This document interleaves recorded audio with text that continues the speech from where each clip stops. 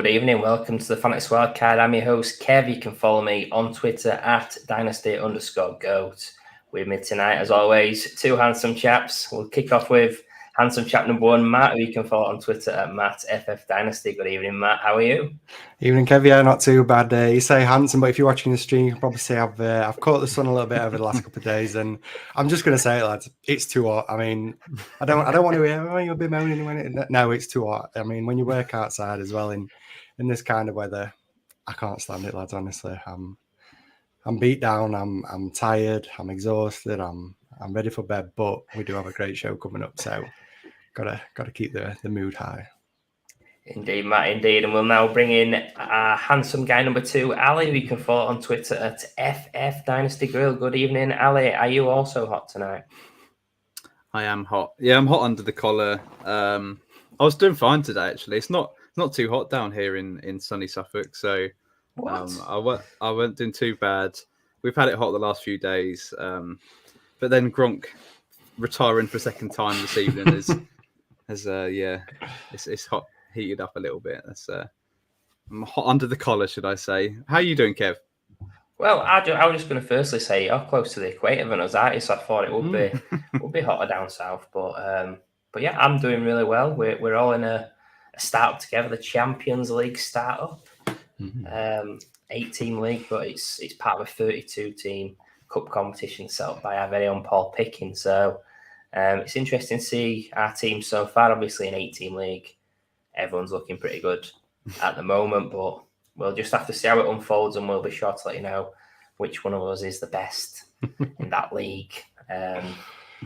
It's probably going to be me, but we'll have to see. We'll have to see. I said probably. It's good saying that when no one's seen your picks, Kev. The share carpets. Come on. Yeah. How are you boys feeling about that league? I mean, yeah, I had the 101. I've only made 4 picks so far.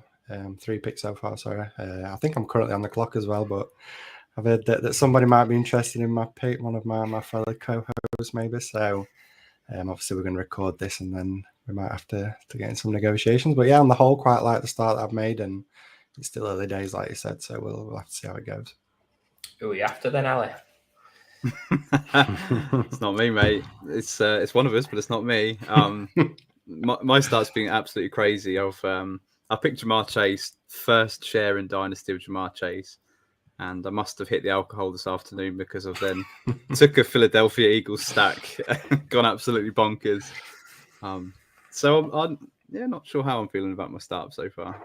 Yeah, caught me off guard. I mean, I'm wearing the Eagles hat again tonight, but yeah, I did not see that Eagle stack come in. It was a stack snipe as well, but I wasn't taking any Eagle there. Definitely not. But yeah, we'll move on to tonight's show where we'll be going after each other. Actually, we'll be doing our Dynasty Rankings Debate show. We'll be calling out players we think too high or too low in each other's rankings. So we're hot at the moment. It's going to get hotter. We're probably going to be calling each other names. We'll try and be as PC as possible, but if we do swear at each other, then yeah, apologies in advance. PG discretion advised. So we're going to kick off with you, Matt, and the way we're going to do it is we're going to get the person to call out somebody else. So Matt, you're up first. Let us know your thoughts. I know, yeah, all the pressure's on me going first and picking one of you two to target. I'm going for Ali to kick things off.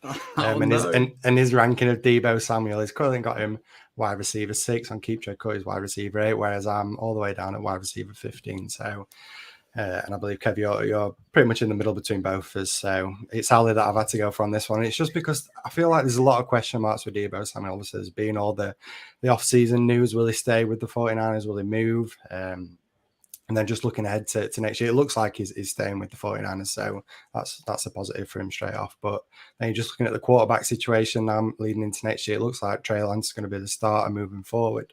And I just have some question marks about how that's going to affect Deebo's role. And then there's also the fact that Deebo came out during the offseason saying that it didn't really want to be used the way that it was used last year with those rushing attempts.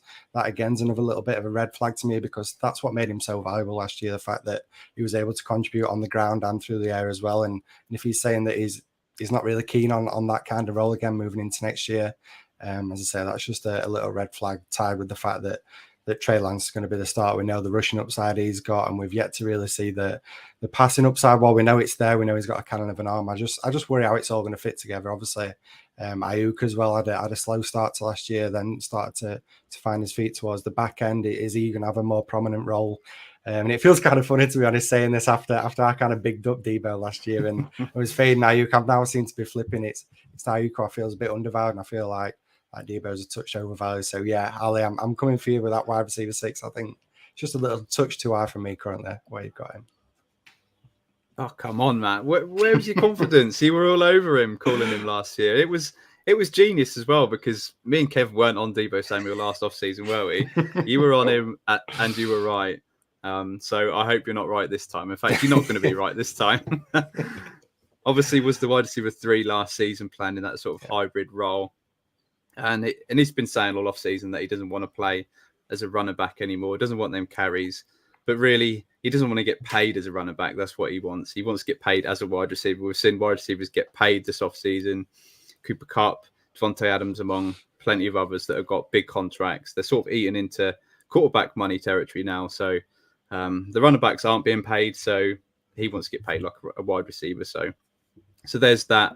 I think once he gets paid by the 49ers, I think he's going to go back, not exactly to the hybrid role he had last year, but he's still going to get used in and around the line of scrimmage, maybe a little bit less, but not too much less. I mean, he'd done it all last season. He was their offense. The offense centers around him. He even threw a touchdown pass last year. Then you've got George Kittle, who is always a guy that gets injured partway through the season. So I know you can't rely on that, but here we are. I don't think Ayuk's going to make that step up. Remember, he was in the doghouse last year.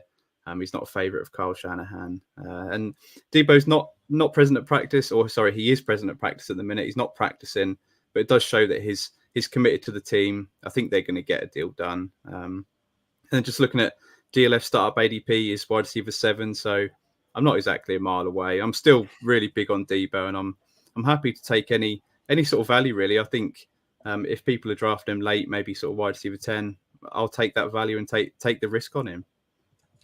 I just think it's funny, first of all, that Debo's turning up to practice is not doing any work. It's just like, just got this image of like a kid in class just turning up for his lessons and just sacking it off, chilling out. But yeah, Debo he's my wide receiver 10. He's in that tier between sort of 10 and 13. So I think if I was going to be on any side, I hate agreeing with this guy because he's horrible to me, but I would agree with Matt on this one. It's partly probably as well due to last season I did get a couple of shares of Debo on heavy contenders, and actually I lost in both those finals. Complete luck actually, because Debo was awesome down the stretch, and I thought he was going to be a league winner. But yeah, I think that's probably his career year last year. So wide receiver 6 is a little bit high for me. Plus the exposure I've got has put me on that side to fade him a little bit more than the market. So we're now going to move on to Ali to call out some interesting player here. I am. This is absolutely outrageous. This is Derrick Henry, the King Derrick Henry, who Kev has got ranked running back 25. 25. And on Keep Trade Cut, he's ranked at running back 14. I've got him ranked at 17 and Matt 18. So there's a good few spots between me, Matt, and you, Kev. And it's absolutely outrageous where you've got Derrick Henry. You need to put more respect on his name. I mean, the guy that we've been fading, saying he's going to fall off a cliff for probably 2 seasons. Well, the cliff is probably edging a little bit closer, but still, we saw what he did last season. He was on absolutely insane pace last year, just on a complete rage. He was tearing up the league. He was the clear running back to own last season. I had him in Scott Fish, and he was just dominating absolutely for me last year. And to be honest, the Titans, their offense has lost AJ Brown. There's reports about Treylon Burks. We're not going to go into them reports just now because they're quite funny. But the offense is going to run through Derrick Henry once again. I think they've got Ryan Tannehill for another year. I think they're going to go for one last hurrah while that division is still weak. So I think they're going to ride the back of Derrick Henry, and he's going to be top 5 running back again this year, possibly. So I think running back 25 is a little bit little bit disrespectful, a little bit low for me. I'd like to know what, especially because you play on a 2-year window. I'd like to get your thoughts on Derrick Henry, because for me, he's a perfect win now contender to have on my team. So explain yourself, Kevin. You're excited, yeah, it's good. This, I think the first thing that worries me is the 5 screws in his foot. Obviously, him being a big dude, he's built like a tank. Messing around with the feet, it's just a worry for me. The fact that he's 28 in season, 29 just after season, I think that's a really high risk. I do play on 2-year windows, but I can't be confident of getting anything after this season. You mentioned AJ Brown. I think that's going to be more stacked boxes.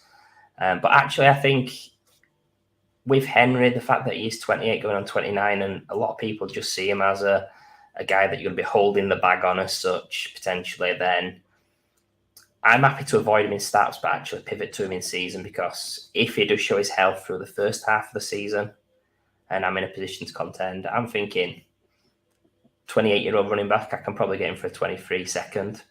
I think people would take that unless they're contending themselves. So that'd be my pivot. I do like Henry, but I just think he's very risky to be going in a start, but I'm not averse to then going after him in season. I'll pass it over to you, Matt. Yeah, I just think it's funny that, I mean, we're having this debate, but we're all lower than consensus on him. I think it's like we say, it seems to be every off season we always say, all three of us say that this has got to be the year when the wheels start to fall off with Derrick Henry. And obviously this feels like the bigger chance more than ever, obviously coming off that tough injury from last year. And like Ali said, I've got him at RB18. So while I am lower than consensus, I'm still not quite all the way down where Kev is. We just know that he's going to get the ball a lot on the ground. The concern is obviously he's not really used too much in the passing game, although last year before the injury, he was actually on pace for the most targets that he's had in his career. So it's interesting just thinking about that. But I do agree, we've got to be approaching this cliff. I mean, it has to come at some point, and with all the carries that he gets as well, this is not like a guy that only gets a few touches a game. He is basically the offense, and he has been for the last 3 or 4 years. So while I do see that the cliff definitely approaching, I still feel like I've touched on, if you're a contending team, I feel like Derrick Henry's a great target. And to be honest, around that range of RB25, there's guys around there that in their entire career might not get the points that what Derrick Henry can get in his prime. So I just think 25 is a touch low. As I say, I'm 18, so not a million miles away. And as I say, we're all below consensus. So can I just quickly add? Just looking at your rank, just looking at your rankings, Kevin. There's only 3 spots. There's only 3 spots between Derrick Henry and James Cook. Now that is just disrespectful for Derrick Henry. I can't believe you managed to get some James Cook slander in there. I love it how Ali's going that deep that he's rummaging through Kevin's rankings and exposing him. Yes. I think just last point on Henry, the tier I've got is actually about running back 18 to 26, and he's at the lower end of that. So conceivably, I would be considering him at running back 18, 19, provided that if they take a super safe start and he was available, then I would consider it in certain builds. So I'm not fully out, but I'm mainly out on his feet. But we'll come on to the next guy. I'm going to be calling out Matt. So James Conner, the guy I'm going to be calling out. Matt, you've got him running back 31. Keep Trey Cook running back 27. You're not too far off that, but both me and Ali are above consensus. I'm the highest on him at running back 19. What can I say about this guy? Top 7 in 2018. He was a running back 5 last year. Small sample size, actually, when Chase Edmonds was out last season. It was a 5-game sample, and he averaged about 25 fantasy points per game, which was the running back one. Some guys you've got ranked above James Conner, which we'll mention him again, James Cook, Rashad White, Tony Pollard, Clyde Edwards-Helaire above James Conner in your rankings as well. So I just like the fact that he's got no competition as Conner. He's got a contract which is basically no outs for 2 years, and he's in a Kyler Murray offense. So I do get the concerns around injuries, but I just feel that running back position there, you're going to get injured. He has had his injuries in the past. He'll probably play 13 games again this season, but for the games he does play, I'm really happy to have him at running back 19 on this 2-year window I play. Yeah, I mean, it's just funny, Kev, because you're coming at me for where I'm going wrong, but then you just look, I'm 4 over consensus and you're like 8 under. So really, I feel like it should be me coming for you that you're so much on him compared to consensus. But now I do get that there's definitely things to like about James Conner. Obviously, he's coming off that great season last year, the 18 touchdowns, utilizing it in the receiving game as well, 37 receptions, 375 yards. Which ranks 11th amongst running backs, and then the fantasy points per game finished 7th, 17.2. So last season, yeah, I'm not even going to deny that last season was great for James Conner. It's just when you dig a little bit deeper into the actual efficiency of James Conner is where I have my concerns. Just looking at the true yards per carry, 3.6, which was 62nd amongst running backs, yards per touch, 4.7, which was 27th. And then the breakaway run rate, 4%, which was 26th. And then getting on to the fact that he's getting up there in age, 27, like touched upon the injuries, yet to play a full season without getting hurt at some point. I just feel like there's a lot of I feel like you're just relying on him still being that key part of that offense, being utilized a lot at the goal line. And while, yeah, the Cardinals are going to be a great offense with a quarterback like Kyle Murray, a guy that can extend plays, keep plays going, and there's going to be a lot of touches for him around the goal line like there was last year, hence why he got those 18 touchdowns. I just feel like you're relying on something that we don't see very often. The 18 touchdowns, it's an anomaly. I feel like he's going to be taking a step back from that, and I fully agree. If you are a contending team, James Conner is someone you want in that 1 year window, that win now team. And we just touched upon Derrick Henry. I think James Conner you could get far cheaper than Derrick Henry, just going off previous years, what we've seen. Obviously, James Conner only had that one real big year at Pittsburgh, then kind of faded away a little bit and shine with this new opportunity with the Cardinals. The fact that he does have that 3-year contract again is another bonus, because usually that's the one thing that puts me off in Dynasty, any player that's coming up to the end of the contract. But yeah, I will admit it, as a win now player, he is somebody to target, and I just feel like this could be that 1 year. And if he doesn't shine this year, I think even though he is on that 3-year contract, I feel like he's a player that can be replaced. We know how his running backs can be replaced. Yeah, he's an interesting one. I feel like I'm maybe a touch lower than consensus, but yeah, I just think long term I have my concerns. And Ali, you're bang in the middle of us, aren't you? You're 6 either side, so that means that you're correct, right? It is. I mean, I'm pretty much bang on keep trade cut, which is always accurate. So, and to be honest, I'm not even going to go in on you here, Matt, because you're 4 spots away from consensus. You made some really good points. So I'm just going to highlight why I like James Conner. Going to be targeting him everywhere this year in redraft season for the charity leagues. I think it's fantastic to go after in them later rounds.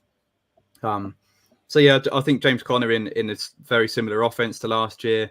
Obviously, you've got DeAndre Hopkins missing the first 6 games. Marquise Hollywood-Brown coming over. Is he going to gel straight away with Kyler Murray? They bring in Darrell Williams, and they drafted Keontae Ingram.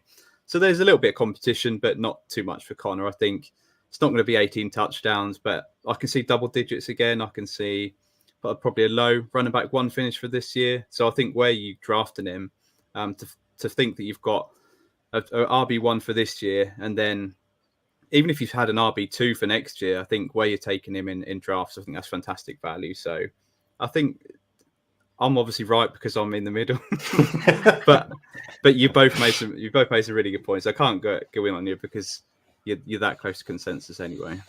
One final ask, Matt. Can you move him above CEH? I guess I could, because I just feel like he's in with a shot of getting more points this year, and CEH it's yet to be seen. Obviously, he's been a massive disappointment, but he's still pretty young. I feel like we still haven't quite seen him used in a receiving game like maybe he should have. So I haven't fully given up hope on CEH, but I will admit, if in redraft, James Conner, I mean, you could argue he could go round 3 in redraft. It seems locked into a workhorse role. There's not many running backs in the league that have that. It's just, as I say, it's just those efficiencies and the long term question marks. Indeed, Matt. And we're now going to come back to you for another Chiefs guy who you're calling out now. Yeah, so I'm again going for Ali, and it's kind of funny because we spoke about this guy only was it last show? The last show, yeah. I believe.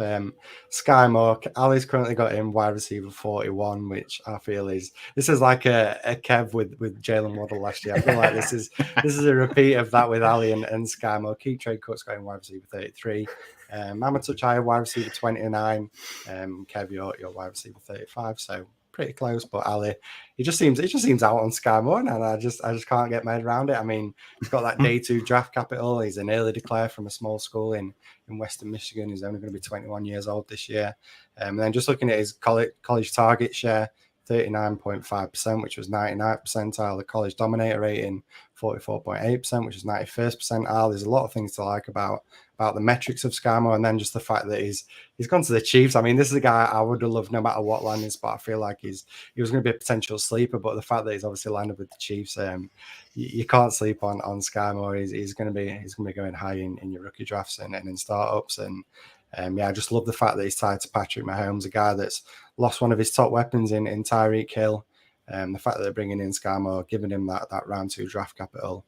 I feel like there's a lot of things to like about Sky Moore, and I'm just a little bit surprised though that you're so low on him. And I would hate for you to be in Kev's situation like he is right now, when we keep slamming him for Waddle. I'd hate to do it to you next year, Ali, when Sky Moore's absolutely blown up. So explain yourself, please.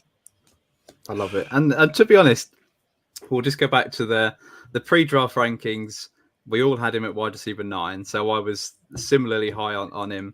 And then post-draft, I've got him at wide receiver 6, and you've both got him wide receiver 5. So I do like Sky Moore. I just think we all need to cool down a little bit on Sky Moore. I think we're just expecting him to come in and be the wide receiver 1 on this offense when really, realistically, you've got Juju. I know one of us 3 really loves Juju, and he's been a high wide receiver 1 before. I think he could really reunite his career in Kansas City. Then you've got Marquez Valdez-Scantling, someone that they actually paid a lot more money than Juju, who, all right, he's never dominated, but he's going to show flashes. He's going to be involved in the offense. They've paid him for a reason. And then you've still got Travis Kelce, who is showing no signs of slowing down. He's going to be the number 1 target on the team. And then you've got the running backs as well. So Sky Moore, I think it's going to be a slow start for Sky Moore. I could easily warm to Sky Moore, but the fact that they've got some other weapons around, that I do think Sky Moore could end up being the 3rd or 4th choice in this offense, which could disappoint a lot of people. I know it's a high-powered offense, but at the end of the day, I just think we need to cool on him, just maybe a tad. Yeah, I mean, Sky Moore, he is what he is, and I can't be too high on him because I might be talking about somebody a little bit later on that I'm a little bit higher on, but yeah, I think what he did in college, it was fine. He dominated in college, but it was a small school. But I think outside of that, there's a lot of interesting parts to his game. I'm right around market, maybe slightly below, so I'll get some more. He's fine. But now we'll come on to the next guy, and I best brace myself for some more abuse, I think, Ali. Yeah, so we're going to go in on you, Kev, because you are outrageously high on this ancient wide receiver in Adam Thielen. And I just can't get my head around the fact that you were really low on Derrick Henry, the king, yet you're high on the wide receiver 2 in a Kirk Cousins offense in Adam Thielen. You've got him wide receiver 36. Keep trade cut is wide receiver 61. So you're nearly twice as high as keep trade cut. I've got him at 51, and Matt's also got him at 51. So Adam Thielen, there's absolutely nothing wrong with Adam Thielen. I think Justin Jefferson's going to be even better this year. I think he's going to take a further step forward. Adam Thielen's going to be fine for this year. Absolutely fine for this year. But then it's next year that the question marks start coming in. You've got Kirk Cousins, who the contract situation for Kirk Cousins, is he going to be the long-term starter there? You've then got Adam Thielen getting up there in age. I think he's 31, going to be 32. How much longer is he going to be able to do it? I know he struggled with an injury at the back end of last season.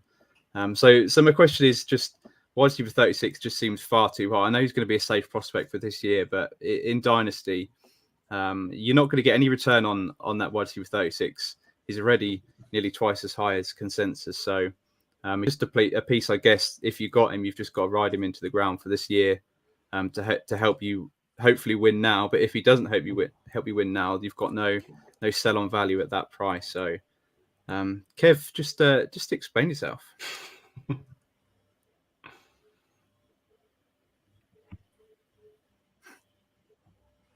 Yeah, I think my internet connection is going, to be honest. I mean, you guys have both got me outside your top 50, which I think is crazy. Way off market, but I just think 3 top 10 performances in the last 5 years is outstanding. Wide receiver 16 fantasy points per game. Last season, I think O'Connell coming over from the Rams is massive as well as keeping that high pass volume. He's 31, but he's only played 6 seasons in the league, so he came into the league pretty late. He's got less tread on the tyres. He wins in a way where you're not needing to be an athlete. He's just winning it with savvy routes and sort of body control, etc. But yeah, I really like that idea of targeting the second guy on high-powered offenses. The fact that you're getting exposure, but also one injury away from being the main man. So yeah, big fan of Adam Thielen. I think you boys having outside your top 50. I think you need to see if you're feeling all right. I mean, I feel like 51's about right, Ali. I mean, look, that says it all. Kev's had to go. I mean, he's going to blame his internet. He's going to blame his internet. But I mean, Kev's done that on purpose. He was just pretending, and he's obviously can't handle the heat that you put him under there, Ali. Because I fully agree with everything that you were saying. To be honest, I feel like that the fact that he's getting up there in age as well, and the fact that Kev's got him at wide receiver 36, it feels like you've got no leeway really on that if you're taking him that high, and especially in your startups, then basically you're just tying yourself down to having him and riding him into the ground like touchdown. I feel like even after this year, who knows? I believe this is his contract year, I believe. So if he were to move on as well, I mean, who's really going to be interested in someone like Adam Thielen? He's going to be a great bit part player, but I just feel like his current situation is probably the best that he's going to have, and this is an offense we know it's a run-first team. They've obviously got a great running back in Dalvin Cook. We know that he's going to feast, and then the fact that they've got Justin Jefferson as well, another elite wide receiver. I just feel like there's not a great deal for Adam Thielen there. The touchdowns are always there. We know that he's dominant in the red zone. He always seems to put up the good touchdown numbers. It's just not really someone you can rely on, and we see those weeks where he doesn't put up the numbers that you need to win your weeks. I feel like you're going to be left disappointed some weeks when you've got Adam Thielen in your lineup. So even though Kev's not here to hear me say this, I think he's far too high in wide receiver 36. I think we're right. I mean, the fact that we both nailed it as well, 51 and 51, we're both clearly far superior to Kevin and know what we're doing. And well, we are. I mean, even we're ahead of consensus, but by 10 spots. But even so, I think Kev's actually, looking at his rankings, he's got him above Brandon Cooks, Amari Cooper, and Brandon Ayuk. So there's 3 guys that have sell-on value compared to Adam Thielen. And yeah, that's it. It's like we touched upon with Brandon Ayuk, isn't it? The fact that he could go out next year and improve. Obviously, last year was a disappointment. If he just does anything a touch better than what he did last year, or just carries on what he was doing towards the back end of next year, you feel like that value is going to rise. He's still young, first-round pick by the 49ers. And tied to a young, great quarterback. So I feel like, yeah, I fully agree. Somebody like Ayuk, someone that you know can gain values. Whereas Adam Thielen, it's you're stuck with him really, and you're praying that something happens next year, and you can't bank on that, can you? So yeah, a little bit surprised that Kev had him having him up there. It was certainly surprising. Should we move on to yeah, we'll move on. I mean, question to yours. I think it was Kev was going to come to me, weren't he, about this tight end that I got wrong. So I mean, you might as well go at me, Al, because I mean you're not too far from where Kev's got him, and I'm the one that's a touch higher. So yeah, I'll let you lead off, and you can come at me instead of Kev. Yeah, so it's Dalton Schultz. You've got him as tight end 13. Keep Trade Cut's got him at tight end 8. Kev's got him at tight end 8 as well. Seems quite low for Kev because he's always banging the drum on Schultz. I've got him at tight end 9, and I just love the fact that Dalton Schultz just shown such a massive improvement last season. I personally thought it was going to be the Blake Jarwin show. I think it was going to return and be a great value last year, but I was certainly wrong. Dalton Schultz took over the back end of the previous season, done really well. It wasn't a flash in the pan, and he carried over to last season. He was fantastic last year. And then Dalton Schultz is in that high-powered offense with Dak Prescott. You've obviously lost Amari Cooper out of the offense. You've got Michael Gallup, who's not going to be there for the first part of the season, possibly. You've got the rookie that you like coming in there. So I think Dalton Schultz is going to have a massive role to play in this offense.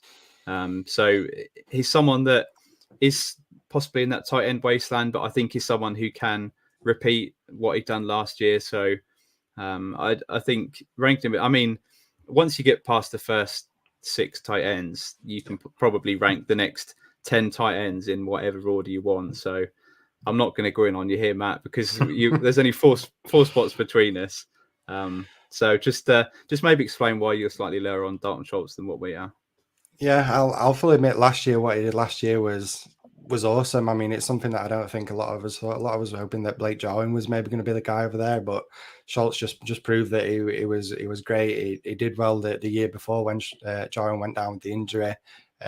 Finished, I think, 16th in fantasy points per game. So while it wasn't brilliant, there were signs there. And then, as I say, last year did really well. The 800 receiving yards, over 800 receiving yards, 8 touchdowns.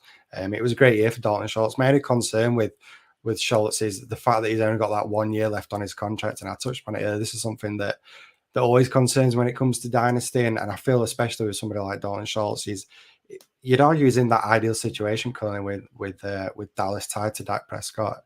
And we know what a great passing offense is. It's probably arguably one of the best passing offenses in the entire league. So he's in a great situation currently over with the Cowboys. I just worry about that 1 year that he's got left on his contract. This could be a situation where you look at this again next year, and if he doesn't quite live up to what they were hoping for this coming season, I feel like then begins to be question marks about Dalton Schultz, and he could just be another one of those guys that had that flash and then kind of fizzled out a little bit. So that's just why I'm a touch lower than what you both are, but at the same time, you touched on it. I feel like once you get past those top 6 tight ends, pretty much, maybe top 7, you're just entering that range there where it becomes a bit of a wasteland, and you could group all these guys together right down to about tight end 16, 17. So while I am lower, I wouldn't say that I'm super low on him compared to you guys, but they're just my concerns with somebody like Dalton Schultz. Kev, you've rejoined us just in time to have your little say on Dalton Schultz. Yeah, sorry I bottled it then. Got a bit too hot for me in the debate. Dalton Schultz, I think Titan 13 is a bit insulting. It's funny because I'm wearing the Eagles cap and he's a Cowboys player, but guys you've got above him, Gesicki, Postman Pat, Noah Fan, Irv Smith as well. That just made me giggle. But I just think Titan 3 from last year was Schultz. He's been a Titan 1 twice before the age of 25 as well. So it's not a fluke. He's tied to Dak. It's an offense that lost its alpha in Amari Cooper. So I think, Titan 13 is too low for me. You know, I'm a Schultz fan. I think I'm right around consensus. Can't believe I'm bigging up a Cowboys player. Love that. So we'll now move on to yourself, Matt, and can't believe I've just come back into the team and I'm going to get called out. I know. I mean, you've timed it perfectly, Kev. I was worried that I weren't going to be able to go in on you, but thankfully you've come back from the dead and I'm able to get back on you here because it's Alvin Kamara and where you've currently got him ranked. You've got him right up there at RB10, which I feel is a touch too high. I mean, it's not crazy high, but you're just going to keep trade cut RB16. Me and Ali both got him RB15. And I just think when it comes to Alvin Kamara, first off, there's obviously all this legal issue that we've yet to really hear too much about heading into the season. That's already a little bit of a concern. We don't really know what's going to happen with that. And then just moving on from that as well is the fact that he's getting up there in age now. He's been great as a receiving back. But I just worry with the age cliff that we always talk about, he's creeping up there.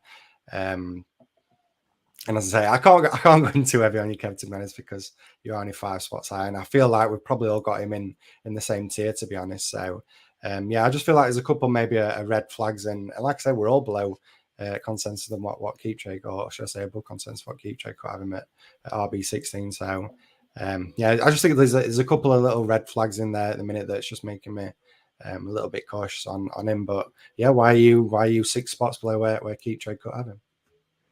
Yeah, I think I think everyone's getting a little bit scared of Alvin Kamara.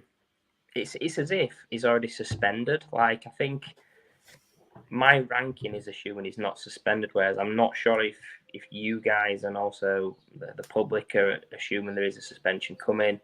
Are people baking in that his production was down to Sean Payton, maybe? But Alvin Kamara, this is an interesting stat. He's scored the most touchdowns since 2017, more than Derrick Henry, more than any other player in the NFL. So that was a bit of a shock to me that he has scored so many touchdowns. He's been a top 9 running back every season he's been in the league, top 8 in fantasy points per game every season as well. Matt, you actually did a really nice article. I don't know if it was last off-season or the season before, comparing him and Austin Eckler as similar type guys. I think they need to be closer than what Keep Trade Cut has them. That's probably why I've got them to about 4 spots gap compared to the market. I also like the fact that he's got a contract which is guaranteed for the next 2 years. He's going to be in New Orleans, and I like the way that he doesn't need 50 touches a game to really shine. He's game script proof. He's really efficient with his touches. If the offense does pretty well, takes a step forward, guys like Thomas, Olave, Landry, they're not really touchdown scorers, so I think he'll be safe in that regard. And if this offense can get going again, I just think that he's someone I want to be on the right side of. Hence why I've got him a little bit higher than you guys. What are your thoughts, Ali? Again, just a touch high. Me and Matt have got exactly the same running back 15, so we're even slightly higher than consensus. He's absolutely fine. It's just I'm struggling with him, especially in trades where you're not getting the right value for Alvin Kamara in trades. People aren't wanting to pay up for Alvin Kamara. He's got the legal issues hanging over his head. Hopefully he misses the first game of the season or second game against us, which would be handy. You've obviously got the new coaching situation in New Orleans, so we don't know how that's going to work out. But there's no doubt, and Alvin Kamara has been a fantastic running back for the last sort of 4 or 5 years. He's won people plenty of championships. I'll get back to that 6 touchdown game that he had. Was it Christmas Day? Absolutely fantastic. But he's absolutely fine. But I think he's sliding down in value now, and I think you need to adjust it a bit, Kevin, and be more in line with us. Yeah, I think I need to adjust my computer or something, but we'll move swiftly on. Ella, we'll come back to you, and we'll let you get after our amazing co-host. Yeah, so we're going to go for Jalen Waddle, the real wide receiver 1 for the Miami Dolphins. Matt, you've got him ranked at wide receiver 14, so you obviously don't think so. Keep Trade Cut has got him at the lofty height of wide receiver 6. Me and Kev have got him at wide receiver 8. So Jalen Waddle came in last year. Kev famously had him ranked below DJ Chark. You're going after Matt here, not me. Yeah, sorry.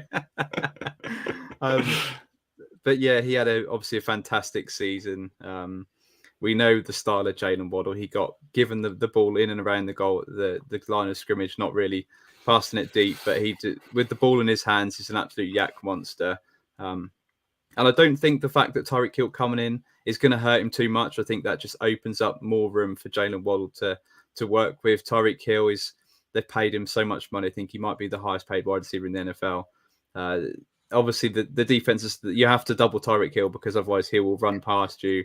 And that's just going to leave plenty of room for Jalen Waddle.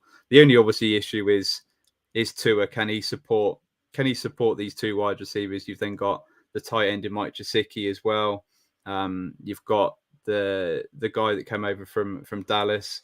Can't remember his name off the top of my head, but he was someone that I was high on as well. So the question is more on Tua, but I think he will take a step forward this year. I think Jalen Waddle will still be fine for this year. Possibly not going to hit the heights of last year, but then you've got Tyreek Hill there. But I do think it's going to be more of a benefit at the end of the day than a negative. But again, wide receiver 14, we're not massively far of 6 spots. But yeah, Matt, just explain yourself. I'll start by saying it pains me the fact that I've pretty much dropped in my rankings. I mean, this a guy as a rookie that I was super high on. He was my wide receiver 2, I believe, in that class, just behind Jamar Chase. And he was a guy that I was super high going into last year, and thankfully he produced as a rookie, and with that, I just feel like it's swung completely the opposite direction, and everyone's getting a little bit carried away with what Jalen Waddle did. And while he was fantastic, and we know obviously there's that connection with Tua and the time together in college, and I just worry that the fact when you look at the stats, the fact that he's dominator rating 29.4%, which ranked 14th amongst wide receivers, the receptions 104, which was 7th amongst wide receivers. I just worry that it was a little bit volume based. The fact that he produced so much, that the sheer quantity of targets that he got kind of boosted his production. And I mean, we just look back to the wide receivers that the Dolphins had last year. I mean, it was basically just Jalen Waddle, and obviously Gesicki didn't live up to the hype that we're still waiting on that breakout from him, and he didn't live up to that. So it was kind of just between Tua and Waddle to carry this offense. And as I say, he kind of benefited from that. But now you talk about the fact that Tyreek Hill's coming in from the Chiefs, probably one of the best wide receivers in the NFL. And while I do agree that's then going to open up things for Jalen Waddle, at the same time, it's not like they're not going to throw to Tyreek Hill. It's not like he's a decoy for Jalen Waddle. I believe Tyreek Hill is going to see plenty of targets. I think he might be used all over the field. He's not just going to be that deep threat. I feel like when you've got somebody like Tyreek Hill, the money that they're paying him, I mean, we always say follow the money, don't we? And I feel like it stands true with someone like Tyreek Hill. And what you touched on, Ali, I can't see Tua supporting both of these guys, and it's kind of pick them in it between these two. I feel like a lot of people in the community, they're either favouring one or the other, and for me personally, it's just kind of dragging them both down. There's not really one that stands out to me, and as I say, it's tough because I do absolutely love Jalen Waddle, and I'm so grateful that he managed to produce as a rookie, and I do believe he is a very talented wide receiver. But I just feel like the current rankings are touch. I think 14, where I've got him, to me, that feels right for the expected decrease in opportunity that he might get next year. Yeah, I'm not making that same mistake twice on Waddle, am I? You've gone the other way now, Kev. I mean, what we're both, me and Ali at 8, you're 14, Matt. I just think that the pros for Waddle is the fact that he's got a connection with Tua. He's showing it. We're expecting the offense to take a step forward. I'm comfortably got him above Tyreek Hill. I think any move away from Mahomes, it's going to be a downgrade. So it's really interesting to see what he's like away from Mahomes. What was he a sort of a result of Mahomes, or is he a really, really talented guy? He's probably somewhere in the middle, but yeah, Tua's the question mark. If Tua takes a step forward, he'll hit his rank, I think. But can he reach? Can he reach will the ball reach Tyreek Hill? Will he be able to throw far enough? Is the question. Indeed. So we'll move on to me calling you out now, Ali. I'm going to call you out on Damien Pierce. You're running back 32. You're actually not that far from Market. Market's running back 33. Me and Matt are both below. Matt at 37, me at 41. Yeah, where you've got him ranked, it's a running back 3 in Dynasty, which I can't get on board with him being a day 3 prospect, a 2-down back, bad offense. I think you're paying a lot of risk for limited upside. Guys you've got him ranked over, I'll just pick a few out. Rashad White and James Cook. Mm-hmm. In my eyes, if you're comparing just to those guys, both of Cook and White have got better offense, better QB, more pass catching upside. So I think they need to be flipped, possibly a different tier, just my opinion. So yeah, James Cook. James Cook's nice. Damien Pierce, go on, throw it at us. Tell us why we're wrong. Well, tell us why I'm wrong. Well, you're wrong because consensus is with me, so you're both wrong. But I mean, he was 2 picks from making it into day 2, so we say he's a day 3 guy, but it's hardly at back of the day 3, last round or whatever. So he wasn't far off making it into a day 2 pick, and then the thing about him would be completely flipped, and everyone would be raving about him. But yeah, I've got him at running back 32. Pre-draft, I was fairly high on him, running back 7. Kev, you were actually higher than me. You're running back 6 pre-draft.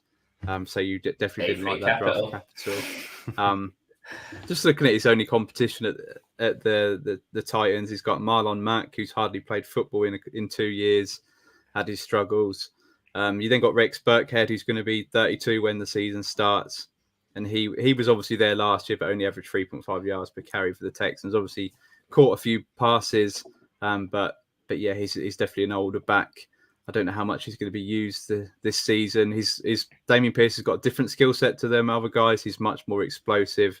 Someone that I do think can be their lead back, possibly not to start the season, but he'll work his way into it and just show you why he's wrong. I think if you're getting a running back one on any team in the NFL, you've got to rank him accordingly. Damien Pierce was someone that I liked in college. He showed some pass catching skills in 2021 for the Gators. So yeah, he eventually towards the back end of this season, I think you two are going to have to adjust them rankings and move them more in line with consensus with me. And you're all going to be saying sorry. I mean, is anyone getting deja vu here? This kind of feels like maybe another co-host of this show that went through this kind of thing with a day 3 running back last year. And Michael Carter better. So I mean, this is crazy talk, Ali. No, I mean, you did make some great points, and there's a couple of things that I do like about Damien Pierce. I feel like that this is going to feel like deja vu what I said about Michael Carter, but the fact that he's on an offense where I feel like there's a lot of needs for the Texans. They've got a lot of work to do with this team, and you feel like running back's probably the last position that you really need to address. So if Damien Pierce can come in and produce as a rookie, I feel like he should lock down that backfield in the same way that Michael Carter should have locked down that backfield with the Jets. I mean, the pick of Hall was crazy, but yeah, I feel like he's in a situation where if he does produce, I don't see a need for the Texans to address the position. So the opportunity is definitely there for him. He's a guy that I did like as a prospect, and the situation, as I say, is nice that he's fell in. I'm just concerned because I'm still going through that PTSD from what I had last year with Michael Carter. So I can't get too carried away on him, Ali, sadly. But yeah, I mean, we're not a million miles away. I mean, you're 5 spots below where I've got him. So I do understand it. I've been there. And the thing is, Michael Carter, if you would have sold him at the end of last season, I know a lot of people didn't see Breece Hall coming in, but if you'd have sold him, you'd have probably got pretty nice return in what you got. So Damien Pierce would be someone that I would be loving. If he took over that backfield second half of the season, I would definitely be looking to flip in with the thoughts that they're going to bring in a better running back next season. Mm-hmm.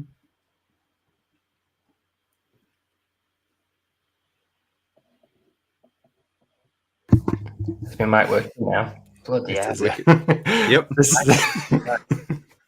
Right, we're going to move on. Matt. Yeah, I'll take over, Kevin, because you're clearly struggling tonight. But sadly, while I'd love to be nice here, I'm afraid I'm going to have to go in on you. We've kind of hinted at this player and who it is, but it's Juju Smith-Schuster, and the fact that you have him at wide receiver 19. I mean, you just look at Keep Trade Cut where they've got him wide receiver 42. So you're so wrong. Well, yeah, I mean, you're half of where they've got him. And while I do agree, I feel like Keep Trade Cut's out on where they've got him ranked. Me and Ali, again, we're matching up again. We both got him wide receiver 30. I definitely do see there's clearly some positive with Juju Smith-Schuster. We've seen it years gone by. The fact that he produced over with the Steelers from such a young age as a rookie, and in his second year kind of fizzled away a little bit towards the back end of his career with the Steelers, but he's now moving to a great offense for the same reasons why I love Sky Moore. I mean, the fact that he's going to be playing alongside Patrick Mahomes, there's a route for him to be the wide receiver one in this offense. He's probably the most experienced and the guy that's produced the most in the NFL at the wide receiver position over there. So there's clearly things to like about him. That the one thing, and as I say, that's something that you can hear him say quite a bit this show is that 1 year deal that is on. It's a concern. If you're rolling on the landing spot, you need to pray that it hits this year with the Chiefs, because the situation could be completely different next year. And that's just why I've just got those concerns with you. Just not really concerns, because as a talent, I do think he's very talented. It's just you need him to hit this year, or again, we could be praying that he lands in another good situation, and who knows what could happen next year. So that's just why I'm a little bit cautious compared to where you've got him, Kev. But you're clearly well in on Juju, so please do let us know. Yeah, I mean, I kind of agree with what you're saying, to be honest. I think that wide receiver 19, I could probably drop him to 25 and still get him way ahead of the market. But Me on 2-year windows, if I'm thinking over the next 2 years, what will he score? I've got him above all the rookies comfortably. I'm comfortable with that. I think with Mahomes, that is a big factor in where he's at in the short term. The fact that it's a top 5 passing volume. He's the number 2 tied to Mahomes. If Kelce gets injured, he's the number 1. I think that's clear. I don't think Sky Moore's ready to come in and be the alpha. 3 top 20 seasons on his resume. We spoke a lot about Juju. I think I could have him lower, but I like to make a splash and go with my heart and go with my instinct that I think he'll outscore these rookies over the next 2 years, and that's why he's ranked where he is and not closer to market, so I don't get shouted at by you guys. So we're going to move on now to Ali, calling out someone from us too, Matt. Yeah, I'm calling Matt out again. Darnell Mooney, it's one of the most disrespectful rankings I've ever seen. Although, to be honest, Kev is actually lower, so I don't know why I'm calling out Matt. I mean, I'm all for it. So both of you need to listen up, because Matt, you've got him ranked at wide receiver 40, Darnell Mooney, and Kev, you've got him ranked at wide receiver 42. 42. King Trade Cut, I've got him at 30, and I love Darnell Mooney, and I've got him at wide receiver 32, so I'm lower than consensus. But let me tell you, Darnell Mooney is the reason that Allen Robinson ended up on that milk carton. He disappeared. He was having none of it. It was all the Darnell Mooney show. Finished as wide receiver 23 last year. He's going to be the alpha again this year in that offense. We're hoping Justin Fields can take a step forward this year. I always bring up that stat, but from wide receiver 8, so you're looking at more than the second half of the season, he was the wide receiver 12 in PPR. So Darnell Mooney, I mean, I could only see him finishing as a wide receiver 2 minimum this year, possibly getting on for a high wide receiver 2. I think he's going to have another 1,000-yard season as he did last season. It was just the touchdowns that he didn't get last year. But at the end of the day, unless the Bears are going to make a move for one of these wide receivers that are on the market, who's going to be scoring the touchdowns? It's going to be Darnell Mooney. It's going to be Cole Kmet. He's going to have to take a step forward. They brought in the rookie Velus Jones. He's going to do a bit of everything. But yeah, I just can't see a way that Darnell Mooney is not possibly ranked even higher this time next year. With another solid wide receiver 2 baseline finish this year. So I don't know which two want to explain themselves, but I'll hand it over to you guys. Well, I'll just say, Ali, have you not learned from your mistakes? I mean, a Bears wide receiver, you're guaranteeing a finish in fantasy football. I mean, we all remember Allen Robinson from last year. Guaranteed wide receiver 1, I believe you said. But no, I mean, Darnell Mooney is a tough one, and we kind of spoke about him at length in his last show when we had Evan on. But he's just a guy that I feel like was a producer due to the fact that he had such a great opportunity last year with Allen Robinson, ended up on that milk carton, like he said. So I just feel like, again, he's one of these players that his value is baked into the fact that he is basically the only option over there. And if Cole Kmet does take a step forward, then that's going to be a knock against Mooney. And I will perfectly, I'm fine to admit that he should do great this year again, because, I mean, Fields, while he showed flashes last year, you feel like he's going to take a step forward from what he did last year. And the fact that Mooney still produced when Fields wasn't playing well is obviously a positive. And you feel like if he does take that step forward, then Mooney should again at least match what he did last year. But it's just long term again where I'm getting a little bit more worried. I feel like he's somebody that he could easily be replaced as a wide receiver. I feel like there's a lot more talented guys out there. I'm surprised maybe that the Bears didn't go for another wide receiver. Maybe they can just, I don't know, were they punting this year maybe potentially and waiting to see if Fields can take that step forward and then surround him with some time, a little bit like what happened with Tua, see what they've got in him and then maybe surround him with some more weapons next year. But I mean, yeah, it's tough to argue too much, because again, we're not miles apart. And I feel like when you get to this range of wide receivers, you can rank them anyway, can't you? So yeah, I ain't got too much more to add to it, to be honest. Yeah, it's a massive tier. That's not me sticking up for my ranking, but yeah, it was cracking me up when you was about deja vu and Bears wide receivers and stuff like that. Yeah, I think just this offense as a whole is going to really struggle. I'm really worried about Justin Fields. It does feel like it's a big rebuild, and we just they're not really adding anything to it this year, just to really tear it down next season as such. So if I had Mooney, I think he's potentially going to have a good start to season. I'd be looking to move off at any point I can, any big game. Personally, I think if you can get that 23 first mat off Rich Coolin, you should do it. I need to circle back to that one. And yeah, I don't see Alpha in his range of outcomes, sadly. So yeah, a little bit lower than, lowest out of everyone. And speaking of lowest out of everyone, that's the opposite of this next guy. I'm going to be calling out you, Ali, on Dawson Knox. I'm not actually his biggest fan, Dawson Knox. I'm right at market tight end 10. But you've got him tight end 18, which I think is crazy. After Diggs, I think it's a wide open sort of depth chart. Who is the number 2 target in Buffalo? Is it Gabe Davis? None of us are high on him. Is it Jameson Crowder? Probably not. So I think there is a big chance that it is Dawson Knox in my eyes. He was tight end 8 last year. It does feel a little bit like Robert Tonyan.